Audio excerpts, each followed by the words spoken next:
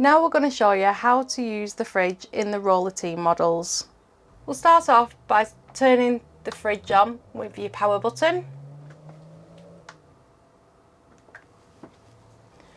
As you can see, this one is already set to automatic. You can change this by pressing this button here.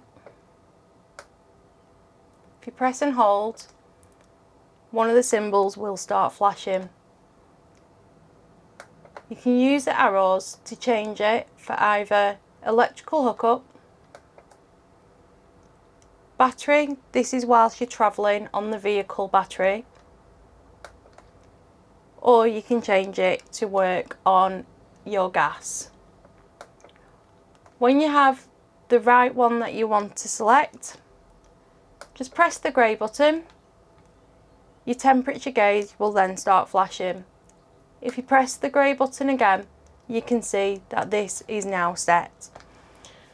Now, this here will go to sleep and will have no lights on like it has just done now.